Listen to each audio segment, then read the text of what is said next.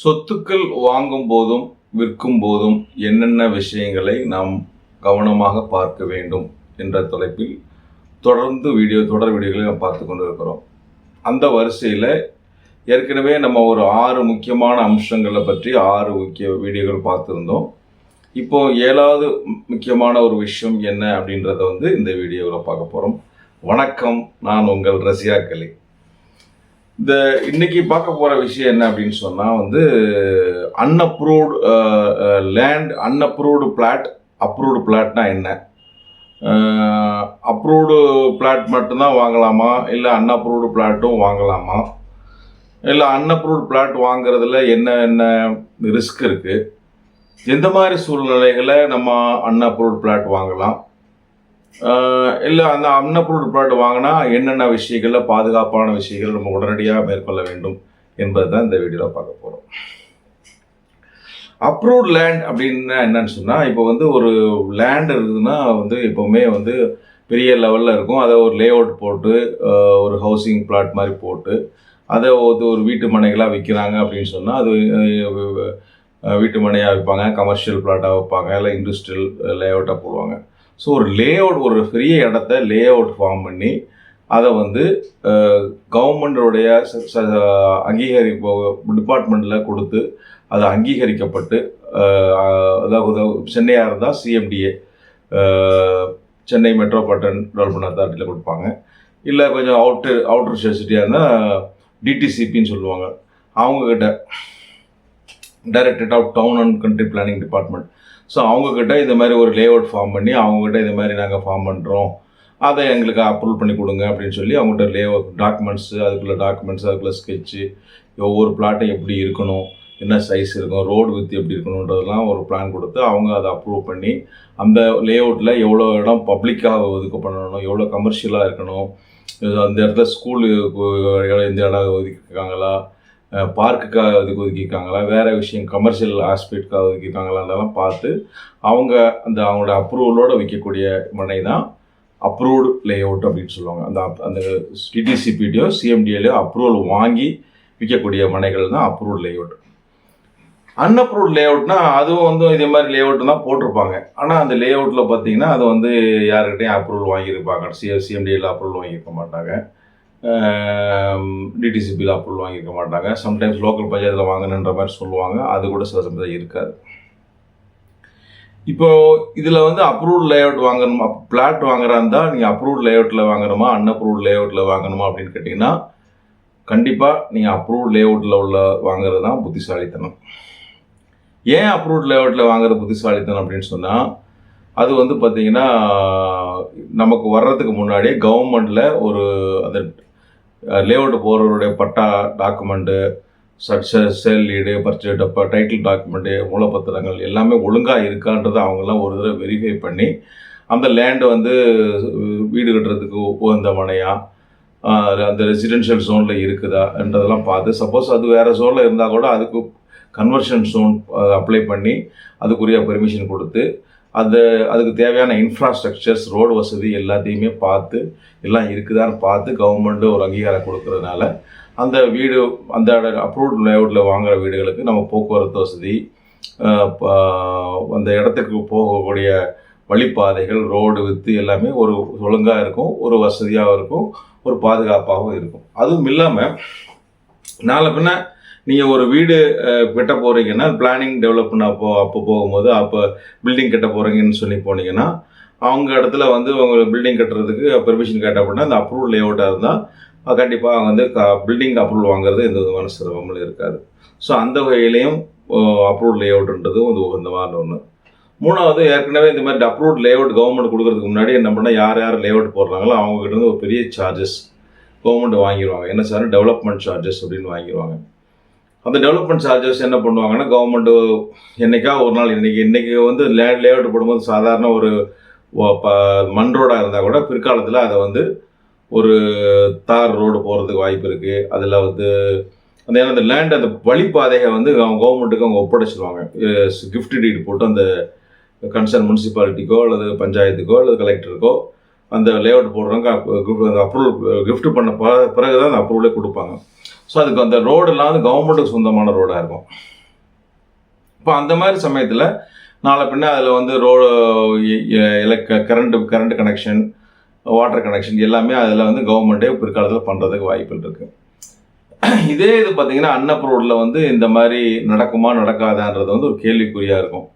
So வந்து பொது வழி இந்த ஒரு ரோடுன்றது வந்து அவங்க யாருக்குமே கவர்மெண்ட்டுக்கு கொடுக்காதனால நாளை பின்ன அவங்க வந்து இந்த ரோடை மறைச்சி வச்சுட்டு இதை நாங்கள் யாருக்கும் விற்கலை, அன்அப்ரூவ்ட் லே அவுட்டாக இருந்தால் அதை வைக்கலைன்னு வழியை மறைச்சாங்கன்னா நம்ம யாரும் எதுவும் பண்ண முடியாது. அந்த ரிஸ்க் ஃபேக்டரும் வந்துகிட்டு இருக்கும்.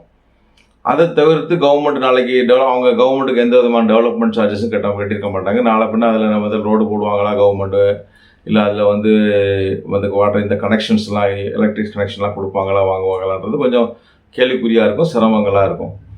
அதை தவிர்த்து இப்போ அன்அப்ரூவ்ட் லேஅவுட்டில் திருப்பி நம்ம பில்டிங் அப்ரூவல் போனீங்கன்னா கண்டிப்பாக அப்போ என்ன சொல்லுவாங்க, இது வந்து அன்அப்ரூவ்ட் லேஅவுட்டில் இருக்குங்க, நம்மளுக்கு பில்டிங் பெர்மிஷன் தர முடியாது, இதுக்கு ரெகுலரைசேஷன் பண்ணிட்டு வாங்க அப்படின்னு சொல்லி அவங்க ஒரு கவர்மெண்ட்டை இது பண்ணி அப்போ அந்த ஒரு ரெகுலரைசேஷன் சார்ஜஸும் வாங்குறதுக்கு வாய்ப்பு இருக்குது. ஸோ இது மாதிரி வந்து பார்த்திங்கன்னா அப்ரூவ்டு லேஅவுட்டுக்கும் அன்அப்ரூவ்ட் லேஅவுட்டுக்கும் இந்த பிரச்சனைகள் இருக்குது. இதை தவிர்த்து இன்னும் ஒரு பெரிய பிரச்சனை என்ன அப்படின்னு சொன்னீங்கன்னா, இந்த அன்அப்ரூவ்ட் லேஅவுட்டில் ஏராளமான ஃப்ராடு நடக்குது. ஒரு பிளாட் பட்டி இருந்ததுன்னா இப்போ லேஅவுட்டை போட்டு விற்கிறவங்க வந்து முதல்ல அன்அப்ரூவ்ட் லேஅவுட்டில் என்ன பண்ணுறாங்கன்னா, அவன் ஒரு ஸ்கெட்சை போட்டு 1 2 3 4 5 வடக்குலேருந்து ஆரம்பித்தாங்கன்னா வடக்குலேருந்து தெற்கு நோக்கி 1 2 3 4 5 6 7 பிளாட்டாக போட்டு விற்றுட்டு ஒரு லேஅவுட்டை விற்றுட்டு ஒரு குறிப்பிட்ட காலத்தில் விட்டுட்டு ஒரு அந்த லேஅவுட்டை போட்டு விற்கிறான்.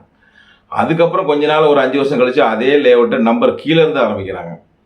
இப்படி ரிவர்ஸில் நம்பர் போட்டு அதுக்கப்புறம் அது ஒரு நாள் ஒருத்தர் விற்கிறாங்க. இப்படி மாற்றி திருப்பி அந்த இதில் வேற ஒரு ஸ்கெட்சை போட்டு அதில் ஒரு லேஅவுட்டு அதே இடத்துல ஒரே ப்ராப்பர்ட்டியை ஒரே லேண்டை 2 3 பேருக்கு 2 பேருக்கு 3 பேருக்கு டபுள் சேலு ட்ரிபிள் சேலுலாம் இந்த மாதிரி பண்ணி விற்கிறாங்க. இது மாதிரி விஷயங்கள் வந்து அன்அப்ரூவ்ட் லேட்டில் வர்றதுக்கு வாய்ப்புகள் ரொம்ப கம்மி. அப்போது இதில் மாதிரி அப்ரூவ்ட் லேஅவுட் நம்ம ஒரு பிளாட் வாங்கியிருப்போம், அதே லேண்டை நம்ம வந்து ஒரு பிளாட் ஒரு இடத்த வாங்கியிருப்போம், அதுக்கு 6ஆம் நம்பர் பிளாட்டுன்னு சொல்லி நம்ம கொடுத்துருப்பாங்க. அதே பிளாட்டை வேற ஒருத்தருக்கு வந்து அது 72வது பிளாட் நம்பர்னு சொல்லி வேற ஒருத்தருக்கு கொடுத்துருப்பாங்க. அவரும் வந்து ஏன் தான் 72வது பிளாட் ஏன் லேஅவுட் படி பார்த்தேன்னா 78ஆம் நம்பரு இது எனக்கு தான் சொந்தம், அவரும் வந்து இப்போ சண்டை போட்டுருப்பாரு. நீங்கள் ஒரு டாக்குமெண்ட் வச்சுக்கிட்டு இதான் இந்த லேஅவுட் படி பார்த்தீங்கன்னா இது 6வது நம்பர் லேஅவுட் இது எனக்கு தான் விற்றுருக்காங்க, அந்த சண்டை பிடிக்கிற மாதிரி ஒரு சூழ்நிலைலாம் இருக்குது. ஸோ இந்த மாதிரி ரிஸ்க்லாம் வந்து அன்அப்ரூவ்ட் லேஅவுட்டில் இருக்குது. ஸோ லேஅவுட் ப்ராப்பர்ட்டியில் வந்து அப்ரூவ்ட் லேஅவுட் வாங்கணுமா அன்அப்ரூவ்ட் லேஅவுட் வாங்கணுமான்னு சொன்னால் கண்டிப்பாக அப்ரூவ்ட் லேஅவுட் தான் வாங்கணும். ஆனால் இப்போ என்ன பிரச்சனைனா அப்ரூவ்டு சில இடங்களில் பார்த்தீங்கன்னா அப்ரூவ்டு ப்ராப்பர்ட்டி லேஅவுட்டுக்கு வந்து பார்த்தீங்கன்னா ரேட்டு எங்கேயோ இருக்குது, அன்அப்ரூவ்ட் லேஅவுட்டு ப்ராப்பர்ட்டி ரொம்ப கம்மியாக இருக்குது. ஒரு சில இடங்களில் பார்த்தீங்கன்னா ஒரு ப்ராப்பர்ட்டியோட வேல்யூ அப்ரூவ்டு லேஅவுட்டு வந்து 20 லட்ச ரூபா அப்படின்னு வைக்கிறான். அதே இடத்துல பக்கத்துலேயே அன்அப்ரூவ்ட் லேஅவுட்டு வெறும் 5 லட்ச ரூபாய்க்கு விற்கிறான். இந்த கவர்மெண்ட் அப்ரூவலுக்கு 15 லட்ச ரூபா கொடுத்து செலவு கொடுத்து வாங்கணுமா? ஏன்டா அனாவசியமாக கவர்மெண்ட்டுக்கு போய் பணம் கொடுத்து இது மாதிரி வாங்கணும், பரவாயில்ல நம்ம அட்ஜஸ்ட் பண்ணி வாங்கிக்கலான்னு சொல்லி மக்கள் அன்அப்ரூவ்ட் லேஅவுட்டை வாங்குறாங்க. ஸோ அந்த மாதிரி இன்றைக்கி வந்து மக்கள் கம்மியாக என்கிட்ட பட்ஜெட் இவ்வளோ தான்ப்பா இருக்குது, நம்மளுக்காக அப்ரூவ்ட் லேஅவுட் கொடுத்து வாங்க முடியாது, நல்லதை பண்ண கெட்டதை பார்த்துக்கலாம் அப்படின்னு வாங்குறவங்க. அப்போ நான் அது மாதிரி வாங்குகிறேன், அங்கே தான் போகிறேன், வேறு வழியில் என்கிட்ட கேட்குற காசு ஒரு லேண்டு வாங்கணும், என்னால் அப்ரூவ் லேஅவுட் வாங்க முடியாது, அன்அப்ரூவ் லேஅவுட் தான் வாங்க முடியும். அப்போ நான் என்ன பண்ணுறது அப்படின்னு நீங்கள் கேட்டிங்கன்னா உங்களுக்கான ஒரு ஆலோசனைகள் என்னென்னா இந்த மாதிரி ரிஸ்க் இருக்குன்றதை முதல்ல நீங்கள் தெரிஞ்சுக்கோங்க. அன்அப்ரூவ்ட் லேஅவுட்டில் இந்த மாதிரி பிரச்சனைகள் வர்றதுக்கு வாய்ப்பு இருக்குது. அப்போ நீங்கள் என்ன பண்ணணும் அப்படின்னா, இப்போ நான் இப்போ வேறு வழி இல்லை, நான் அன்அப்ரூவ்டு தான் வாங்கணும், என் பட்ஜெட்டுக்கு வாங்கணும் அப்படின்னா வாங்கினீங்கன்னா வாங்கின கையோடு அதுக்கு உடனடியாக பட்டா அப்ளை பண்ணி உங்கள் பேரில் பட்டா வாங்கிடுங்க. அது ரொம்ப முக்கியமான விஷயம். லேண்டு மற்ற லேண்டுக்கு அப்போ இது இருக்கும், இப்போ உங்கள் லேண்டு இப்படி இல்லைன்னா டகார்னு எவ்வளோ சீக்கிரம் வாங்க முடியுமோ அதுக்கு பட்டா வாங்கிடுங்க. 2வது விஷயம் என்னென்னா அதுக்கு ரெகுலரேஷன் பண்ண முடியும்னா அது உடனே ரெகுலரேஷன் பண்ணி வாங்கிடுங்க. 3வது விஷயம் என்னென்னா அப்படி அன்அப்ரூவ்ட் லேண்டாக கண்டிப்பாக உடனடியாக ஒரு காம்பவுண்ட் வால் போடுங்க. அதில் வந்து ஒரு முடிஞ்சால் எவ்வளோ சீக்கிரம் வீடு கட்டுமோ வீடு கட்டி அந்த இடத்துல குடியிருந்து நீங்கள் வந்து உங்கள் பொசிஷன் உங்கள் கண்ட்ரோலில் எடுத்துக்கோங்க. அப்படி எடுத்துக்கிட்டிங்கன்னா ஓரளவுக்கு உங்களுக்கு வந்து இந்த ஏன்னா உங்களுக்கு வந்து பிளாட் நம்பர் 6ன்னு சொல்லி ஒருத்தனை விற்றுட்டு போயிட்டு ஒரு 3 வருஷம் கழிச்சு அதே பிளாட்டை வந்து 72வது நம்பர் பிளாட் நம்பர் 72ன்னு வேற எதுக்குன்னா விற்க வந்தாங்கன்னா நீங்கள் அந்த இடத்துல வீடு கட்டி அங்கே உட்காந்துருந்தீங்கன்னா கண்டிப்பாக அது அந்த இடத்த வேற யாரும் விற்க முடியாது. அந்த மாதிரி வாய்ப்பு ரொம்ப கம்மியாக இருக்கும். ஸோ அதனால் அன்அப்ரூவ்ட் லேஅவுட் வாங்குறதா இருந்தால் நீங்கள் வந்து கண்டிப்பாக உடனடியாக போகக்கூடிய ஒரு இடமாக இருந்தாலும் இல்லை நீங்கள் உடனடியாக அதில் ஒரு கன்ஸ்ட்ரக்ஷனுக்கு பண்ணி குறைய வேணதா தான் பரவாயில்ல. அந்த மாதிரி சமயத்தில் நீங்கள் அட்லீஸ்ட் இன்னொருத்தருக்கு அதே இடத்த வேற ஆள் டபுள் டாக்குமெண்ட்டோ வேறு யாருக்கோ வைக்கிறத தவிர்க்கலாம். இதுதான் வந்து லேண்டில் வந்து அன்அப்ரூவ்ட் லேஅவுட்டுக்கும் அன்அப்ரூவ்ட் பிளாட்டுக்கும் அப்ரூவ்ட் லேஅவுட்டுக்குள்ள வித்தியாசம். அன்அப்ரூவ்ட் லேஅவுட்டாக வாங்கினீங்கன்னா விலை கம்மி கொடுத்துன்னு வாங்கினீங்கன்னா கண்டிப்பாக முன்னெச்சரிக்கையான நடவடிக்கைகள் என்னென்ன இருக்குமோ அதெல்லாம் கண்டிப்பாக எடுத்து பாதுகாத்துங்க. நீங்கள் அன்அப்ரூவ்ட் லேஅவுட் வாங்கலாலும் சரி, அப்ரூவ்ட் லேஅவுட் லேண்ட் வாங்கலாலும் சரி, குறைஞ்சபட்சம் ஒரு 6 மாதத்துக்கு ஒருக்க உங்கள் இடத்த போய் பார்த்து அங்கே இடம் இருக்கா, இடத்துல வேறு எவ்வளோ கல் போட்டு ஆனால் வீடு வரன்றதை கண்டிப்பாக பார்த்துங்க. லேண்டில் வாங்கி போட்டுட்டு என்றைக்கோ அப்படி விட்டுட்டு போனீங்கன்னா கண்டிப்பாக அதை யாரோ ஆக்குபை பண்ணுறதுக்கு வாய்ப்புகள் இருக்குது. இன்றைக்குள்ள லேண்ட் காஸ்ட்லேயே நிறைய பேர் அந்த மாதிரி மோசடிகள்லாம் இறங்குறாங்க. ஸோ அது அன்அப்ரூவ்ட் லேஅவுட்டில் அப்ரூவ்ட் லேஅவுட்டில் கொஞ்சம் வாய்ப்புகள் கம்மி. இது மாதிரி மோசடி நில அபகரிப்பு மோசடி எடுக்கிறதுன்றது. அன்அப்ரூவ்ட் லேஅவுட்டில் கண்டிப்பாக நிறைய இது மாதிரி பிரச்சனைகள் வரும். அதனால் அதை வந்து கண்டிப்பாக 6 மாதத்துக்கு ஒருக்க போய் பாருங்கள். பார்த்து உங்கள் இடம் உங்களுக்கு இருக்கான்றதை பார்த்துக்கிட்டு அதை பாதுகாத்துக்கிறதுக்கு உண்டான முயற்சி பண்ணுங்கள். இந்த வீடியோ பற்றி உங்களோட கருத்துக்களை பதிவு பண்ணுங்கள். தொடர்ந்து நம்ம சேனலில் பாருங்கள். உங்களுக்கு எந்த விதமான சந்தேகம் இருந்தாலும் நம்ம ரசியாக் சட்டம் அறிவோம் என்ற தமிழ் சேனலோ, இல்லை ரசியாக் லா டியூப் என்ற இங்கிலீஷ் சேனலோ, இல்லை அலி அசோசியேட் கூகுள் சைட்ஸ் அலி அசோசியேட் சென்னை என்ற வெப்சைட்லேயோ பார்த்து அதில் ஏராளமான பிளேலிஸ்ட் இருக்குது. அதில் ஏராளமான வீடியோகள் இருக்குது. அதை பார்த்து உங்களுடைய சட்ட சந்தேகங்களையும் சட்டப்பூர்வ அறிவையும் பெருக்கிக் கொள்ளுங்கள். அதையும் தாண்டி உங்களுக்கு பர்சனலாக ஏதாவது லீகல் அட்வைஸ் கன்சல்டேஷன் தேவைப்பட்டது அப்படின்னு சொன்னால் இந்த நம்பருக்கு கான்டாக்ட் பண்ணுங்கள். If time so permits on prior appointment உங்களுடைய சந்தேகங்களை தீர்ப்பதற்கோ இல்லை உங்களுக்கு தேவையான கன்சல்டேஷன் கொடுக்கறதுக்கோ முடிஞ்சால் டைம் பெர்மிட் பண்ணால் பண்ணித்தரேன். அடுத்த ஒரு டாப்பிக்கோட அடுத்த வீடியோவில் உங்களை சந்திக்கிறேன்.